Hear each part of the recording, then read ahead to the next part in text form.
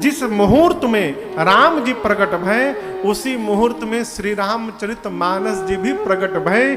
इसलिए किताब ना समझिएगा, ये साक्षात मेरे रघुनाथ जी का स्वरूप है। गोस्वामी जी कहते हैं इनका नाम है श्री रामचरित मानस। कहने का अर्थ है इनको जो पढ़ के समझेंगे, उनके मानस यानी मन में एक ना एक दिन श्री राम जी का चरित्र अपने आप उतर जाएगा, इसमें कोई संशय नहीं है। इसका प्रमाण गोस्वामी जी अपने पे कहते हैं, आगे श्रवण करिए। गोस्वामी जी ने मानस के क्रम को बंधन किया। जैसे आपसे पूछे हम, गंगा जी कहां से निकली, कहिए, हाँ कहिए कहिए, जोर से कहिए। गोमुख से, गोमुख से चल के फिर कहां गई, प्रयाग, काशी, पटना, भूला गई। गोमुख से निकली, कहां आई, ऋषिकेश मान लीजिए। ऋषिकेश के बाद हरिद्वार, हरिद्वार के बाद आगे बढ़िए और प्रयाग, प्रयाग के बाद काशी, कहिए काशी, काशी के बाद एक बात महाराज जी मालूम नहीं है, बक्सर, चलिए बक्सर, बक्सर, बक्सर के बाद केहू तमिलनाडु मत कही दो हमके, पटना, पटना, पटना के बाद अरे कम से कम बांधा घाट का तो नाम ले लीजिए। यहां से होते हुए गंगा जी कहां गई, गंगा सागर में चली गई। उसी प्रकार मानस के क्रम का दर्शन करिए, कहां से निकली ये श्री रामचरित मानस जी की कथा और कहां तक पहुंच गई है। गोस्वामी जी ने इसका पूरा क्रम दिया। बाबा कहते हैं, शंभो कीन्हा यह चरित सुहावा। सबसे पहले शंभो कीन्हा यह चरित सुहावा। फिर बहुरे कृपा करी उमहि सुना। बहुरे कृपा करी उमहि सुना। आगे सोई शिव काग भुषुंडे दे।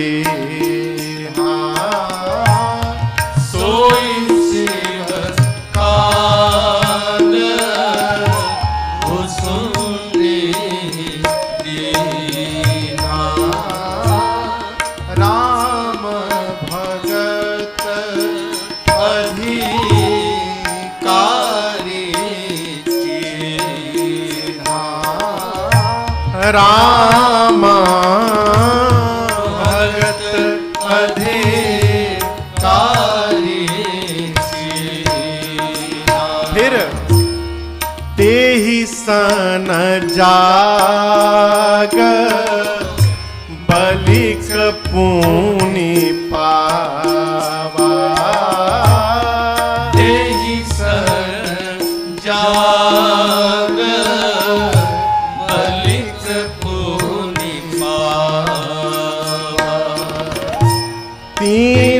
पुनि भरद्वाज प्रति गावा। तीन पुनि भरद्वाज प्रति गावा।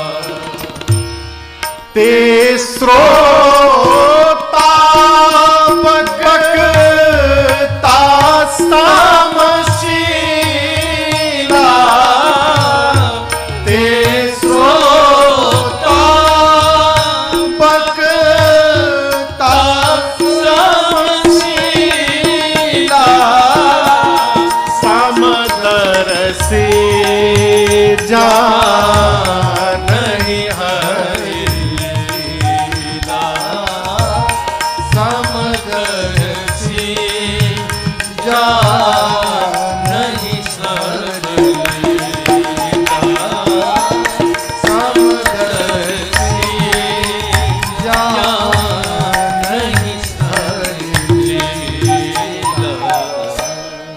ये मानस जी का क्रम है। गोस्वामी जी कहते हैं शंभु कीन्ह यह चरित सुहावा। श्री राम चरित मानस जी की रचना किसने की? कहिए किसने की? भगवान शंकर। रचि महेश निज मानस राखा। और वही भगवान शंकर ने कृपा करके मां पार्वती जी को सुनाया। बहुरी कृपा करी उमहि सुनावा। अब यहां दर्शन करिए, शंकर जी ने दो लोगों को कथा बांटी। एक पार्वती जी को दिया और दूसरा किसको दिया? ते ही सन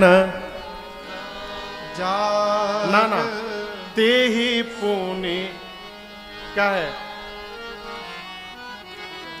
दीन्हा राम भगत अधिकारी ते पुण्य काग सोई शिव काग सोई शिव काग भुसुंडी। भगवान शंकर मां भवानी को दिए।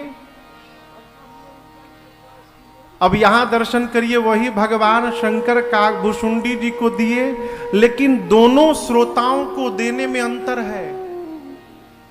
मां पार्वती जी को भगवान शंकर ने कथा दी तो कृपा करके दी, और कागभूषुंडी जी को दिया तो उनको कथा का अधिकारी जानकर दिया।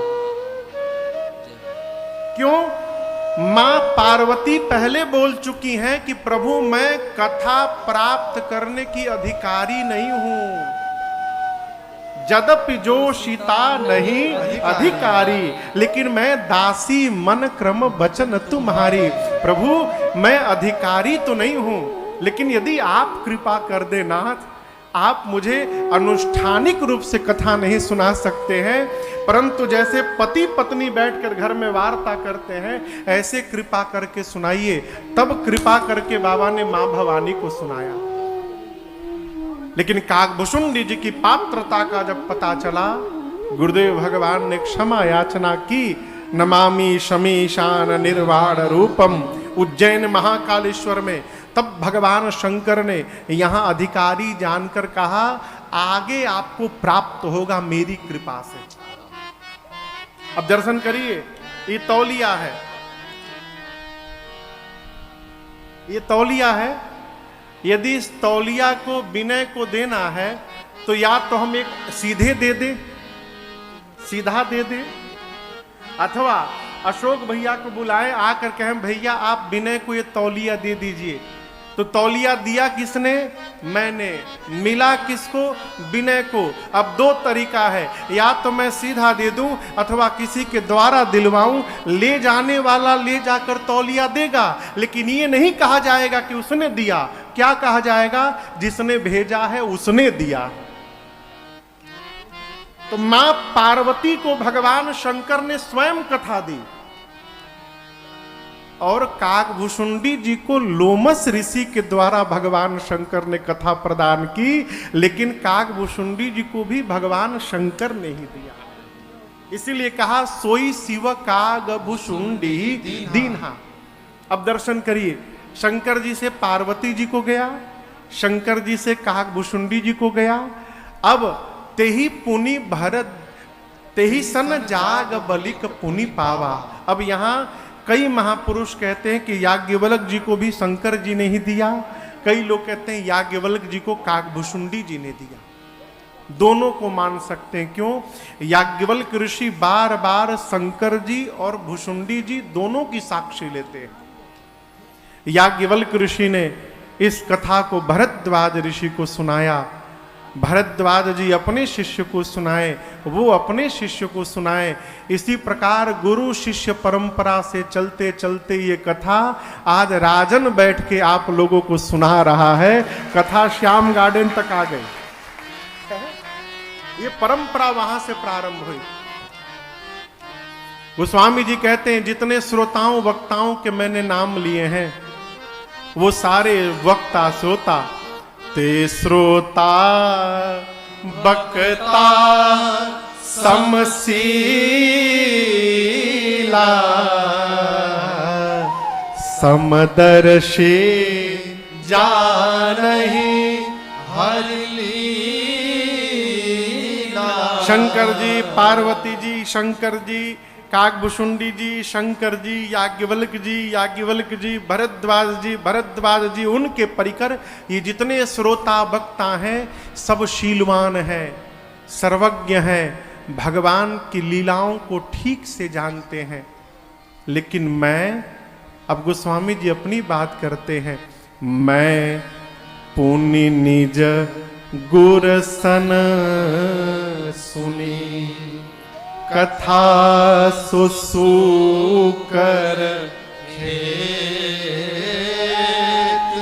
समुझ नहीं तस बालपन, तब अति रहे अचेत। गोस्वामी जी कहते हैं, मैंने ये कथा अपने गुरुदेव भगवान प्रातः स्मरणीय पूज्य श्री नरहरिया दास जी महाराज से सुनी। कहाँ सुनी? सूकर वराह क्षेत्र में। अयोध्या से जब आगे आप गोंडा की तरफ जाएंगे तो आज भी सूकर क्षेत्र है ना? नाम यही है, आज भी है सूकर क्षेत्र। गोस्वामी जी कहते हैं, सूकर क्षेत्र में मेरे गुरुदेव भगवान से मैंने ये कथा सुनी। लेकिन गोस्वामी जी कहते हैं, हमको समझ में कुछ नहीं आया। काहे? बालपने में था। उस समय गोस्वामी जी की अवस्था 8 से 9 साल की थी। केवल 7.5 साल की अवस्था में चले गए थे गुरु जी के पास। 10 महीना अयोध्या में रह के अष्टाध्यायी पढ़े। 10 महीने बाद गुरुदेव भगवान के पास गए सूकर क्षेत्र में। तब से लेकर 12-13 साल की अवस्था तक गुरु जी इनको कथा सुनाते रहे। गोस्वामी जी बोले, गुरु जी सुनाए तो, लेकिन समझी नहीं तस बालपन, तब अति रहे अचेत। अचेतन अवस्था थी मेरी। गुरु जी सुनाए, बताएं, लेकिन मेरे समझ में कुछ नहीं आया। लेकिन यहां दर्शन करिए, गुरु जी ने छोड़ा नहीं। गुरु वही है माई बाप, जो कितना भी विकार रूपी मैल मन पे पड़ा हो शिष्य को, उसको रगड़ रगड़ के एक दिन चमका दे, वही सदगुरु है।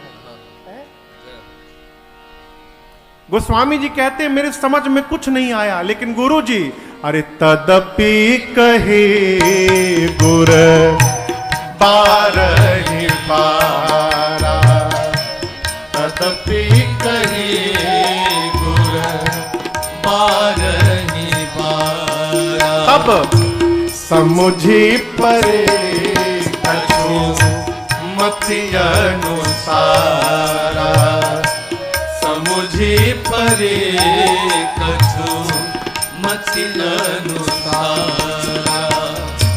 भाषा बाध कर बिमय सोई, भाषा बाध कर बिमय सोई। मोरे मन प्रबुद्ध देहि होई, मोरे मन प्रबुद्ध देहि होई, मोरे मन प्रबुद्ध देहि होई।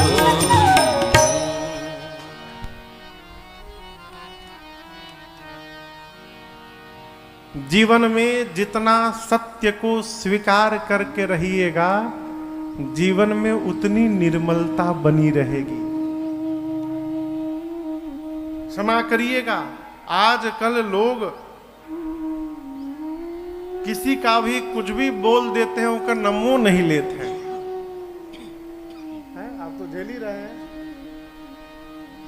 गोस्वामी जी स्वीकार करते हैं कि मेरे गुरु जी ने हमको सुनाया, हमको कुछ समझ में आया हुआ नहीं, हम नहीं समझे। उसके बाद भी गुरु जी हमको छोड़े नहीं।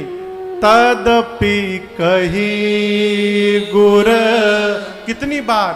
बारहि बार। बारंबार गुरुदेव सुनाते रहे, बार बार सुनाते रहे, और बार बार सुनाते सुनाते समुझी पड़ी कछु मति अनुसार। छोटी सी मेरी बुद्धि, इसलिए मुझे गुरुजी ने बार बार सुनाया तो मुझे थोड़ा समझ में आया है। और गोस्वामी जी कहते हैं जो थोड़ा मैंने समझा है उसी को मैं यहां लिखने जा रहा हूं। अब आप कल्पना करिए, थोड़ा समझे थे तो इतना लिख दिए, ऐसा लिख दिए कि विश्व में इस पर रिसर्च चल रहा है, लोग पीएचडी कर रहे हैं। यदि बहुत ज्यादा समझ जाते तो न जाने का लिख डालते। गोस्वामी जी कहते हैं मेरी छोटी सी बुद्धि, थोड़ा सा समझ में आया, जितना मैंने समझा है भाषा बद्ध करब मैं सोई। मेरे मन में जो भाव उमड़ रहा है रघुनाथ जी की कृपा से मैं उसको लिखने जा रहा हूं। ये गोस्वामी जी स्वीकार करते हैं। गोस्वामी जी के इस मानस की रचना में केवल गोस्वामी तुलसीदास जी वक्ता नहीं है, मानस में प्रधान रूप से 4 वक्ता हैं। यहां तो हम आपको सुना रहे हैं, लेकिन इस ग्रंथ में 4 स्थान पे कथा गाई जा रही है। सबसे पहले गोस्वामी जी कथा गा रहे हैं, कहां बैठे हैं? काशी जी में घाट है, 80 घाट। अभी भैया अभी पुरुषोत्तम मास है जुलाई में, अगले महीने। तो पुरुषोत्तम मास में पहली राम कथा हम लोग गाएंगे काशी जी में, 18 जुलाई से 26 जुलाई। रचना तो थी 80 घाट पर, लेकिन वो स्थान जिनका है वो देने में थोड़ा आनाकानी कर रहे हैं। रघुनाथ जी की इच्छा कहीं और होगी, तो मोती झील महमूरगंज में कोई स्थान है, ग्राउंड है बहुत बड़ा, वहीं कथा निश्चित है 18 जुलाई से 26 जुलाई। उसके बाद अधिक मास की दूसरी राम कथा रामेश्वरम धाम में है, 29 जुलाई से 6 अगस्त। 1 महीना का अधिक मास है, उसमें 20 दिन 2 ज्योतिर्लिंगों पर भगवान शंकर को कथा सुनाने का सौभाग्य है। उसी काशी जी के 80 घाट पर गोस्वामी जी कथा गा रहे हैं। मानस का प्रथम घाट है, गोस्वामी जी वक्ता है। सुन कौन रहा है? संत लोग। और बतावे कोई? गंगा जी। और बतावे कहू? स्वांतः सुखाय तुलसी रघुनाथ गाथा भाषा निबंध मतिमन जुल मात। स्वांतः सुखाय, मूल रूप से गोस्वामी जी अपने मन को सुना रहे हैं। और मेरी प्रार्थना, दूसरे को सुनाने से पहले अपने को सुनाने का स्वभाव बनाइए। कई लोग केवल सुना रहे हैं, सुन नहीं रहे हैं। तो आप सुनाएंगे तो सुनने वाले का तो कल्याण होगा, लेकिन यदि आप ही नहीं सुनेंगे तो आप खाली सुनाए रहो, कुछ होने वाला नहीं है। गोस्वामी जी जो प्रथम श्रोता वक्ता हैं, सिद्धांत देते हैं जगत को सुनाने के पहले स्वयं सुनो। स्वांतः सुखाय तुलसी रघुनाथ गाथा। गोस्वामी जी वक्ता हैं, गोस्वामी जी का मन श्रोता है। अब गोस्वामी जी मन के साथ गंगा जी सुन ले, महात्मा साधु सुन ले, ये अन्य पक्ष है, लेकिन प्रधान रूप से गोस्वामी जी का निज मन श्रोता है। स्थान क्या है? स्थान है काशी जी का 80 घाट। और आध्यात्मिक रूप से इस घाट का नाम है शरणागति घाट। आदमी जब समझाता है तो किसको समझाता है? अपने मन को समझाता है, ठीक ना? गोस्वामी जी बार बार एक ही बात कहते हैं, महामंद मन सुख चहसे ऐसे प्रभु। बार बार मन को समझाते हैं। पहला घाट गोस्वामी जी बोले, मैं वो कथा सुनाऊंगा आप सबको जो तीर्थराज प्रयाग में याज्ञवल्क ऋषि ने भरद्वाज जी को सुनाई। अब दूसरे कथावाचक याज्ञवल्क ऋषि हो गए, श्रोता हो गए भरद्वाज ऋषि, स्थान हो गया तीर्थराज प्रयाग, और इस घाट का नाम है कर्मकांड घाट। कर्म प्रधान जितनी बातें हैं सब याज्ञवल्क्य ऋषि ने बताई। याज्ञवल्क्य ऋषि कहते मैं वो कथा सुनाऊंगा जो कैलाश में बैठकर भगवान शंकर ने मां भवानी जी को प्रति गाई, उनको सुनाई। ये मानस का तीसरा घाट, वक्ता बाबा, श्रोता मैया, और इस घाट का नाम है ज्ञान घाट। शंकर जी बोले देवी मैं आपको वो कथा सुनाऊंगा जो नीलगिरी पर्वत पर बैठकर काग भुषुंडी जी ने गरुण जी को सुनाई है। ये मानस का चौथा घाट है। वक्ता के रूप में श्री काग भुषुंडी जी हैं और श्रोता के रूप में गरुण जी महाराज है।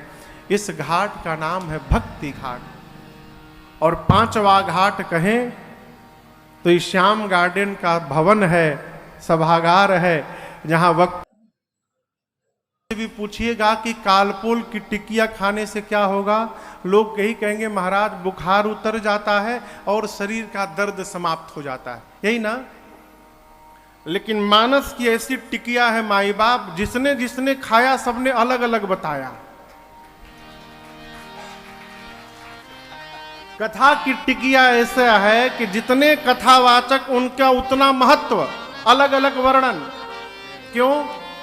जिसको जीवन में जैसा लाभ दिखाई पड़ा हो वो वैसा महिमा गाकर श्रोता को सुनाया। अब आप दर्शन करिए। सबसे पहले गोस्वामी तुलसीदास जी कहते हैं, राम कथा कली अरे कामद गाई। रघुनाथ जी की कथा कली यानी कलयुग में कामद गाई है, यानी कामधेनु है। कामधेनु से जो इच्छा करी हऊ मन माही, हरि प्रसाद कछु दुर्लभ। हरि प्रसाद कौन है, ढूंढना है। कामधेनु से इच्छा करिए, कामधेनु पूरा कर देंगी। राम जी की कथा कामधेनु है, ये गोस्वामी तुलसीदास जी कहते हैं। अरे आप लोग छोड़िए, राजन को देखिए। अरे मुझे कौन पूछता था तेरी बंदगी से पहले, इसी हवड़ा में मैं दर दर भटकता था तेरी बंदगी से पहले। सत्य में रघुनाथ जी की कृपा ऐसी है कि 2026 तक कोई डेट खाली नहीं है। सही में ये क्या है? राम कथा कली कामद गाई। आप कथा की शरण में आइए। कथा आपके जीवन की समस्त सात्विक कामनाओं को पूर्ण कर देंगी, इसमें कोई संशय नहीं है। लेकिन उसके पहले विश्वास होना पड़ेगा। गोस्वामी जी बोले कि राम कथा सज्जनों के लिए सजीवन बूटी है। क्षमा करिएगा, मनुष्य मोह में फंसकर दिन रात उस जंजाल में सोया हुआ है? सजीवन बूटी क्या करती है? जो अचेतन है उसको चेतन कर देती है। लक्ष्मण जी मूर्छित थे ना, लक्ष्मण जी को मूर्छा से सजीवन बूटी ने चैतन्यता की अवस्था में लाके रख दिया। भगवान की कथा जो जीव जगत में अचेतन होकर व्यवहार में फंसा हुआ है, उसको अचेतन से चेतना में लेकर आती है। यही सज्जनों के लिए सजीवन बूटी है। ये चेतना क्या है? इस भाव को मन में ले आना। अरे भजन करो, क्या करो? जोर से देखिए, हुंकारी पारा करिए। हमारा जो घर है बनारस रोड में, हमारे घर के पीछे एक चाचा थे, रामा चाचा, रामा राय, अब तो नहीं है। उनकी जो श्रीमती जी थी चाची, भैया घर के एकदम पीछे वाला घर हमारा, तो भीतरे वो दीवार में एक छेद था, उसी से हम लोग चले जाते थे। तो वो चाची, हम छोटे थे तो चाची हमको कहानी सुनाती थी। तो हमको से कहती थी कि बीच में हुंकारी पारल करो। हुंकारी माने अच्छा, कोई कथा सुनावे तो बीच बीच में बोलना चाहिए, अच्छा तो इसी तरह आप लोग भी बीच में हम पूछे तो कुछ कहा करिए, ठीक ना? का करो? अरे भजन करो, होई तवन होई हो, जगतिया में कोई नहीं अपना। भजन करा होई तवन होई हो, जगतिया में कोई नहीं अपना। कोई नहीं अपना, कोई नहीं अपना, जगतिया में कोई नहीं अपना। कोई नहीं अपना, कोई चैतन्यता है। अपना, जगतिया में कोई नहीं अपना। इसलिए भजन कर होई तवन होई हो, जगतिया में कोई नहीं अपना। भजन कर होई तवन होई हो, जगतिया में कोई नहीं अपना।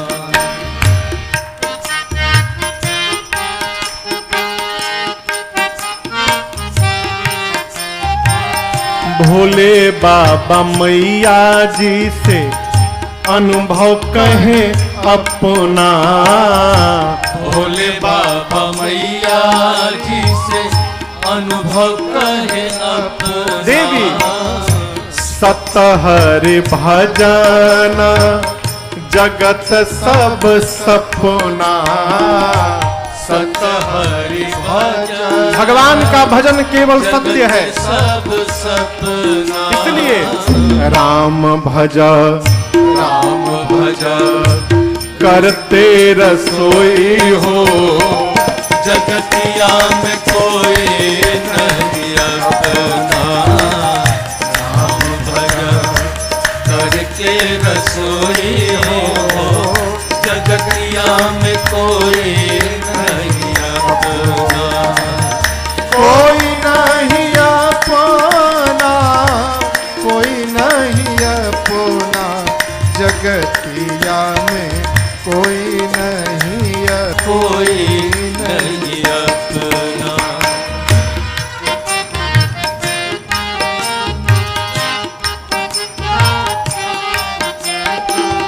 कही गईले गोसाई बाबा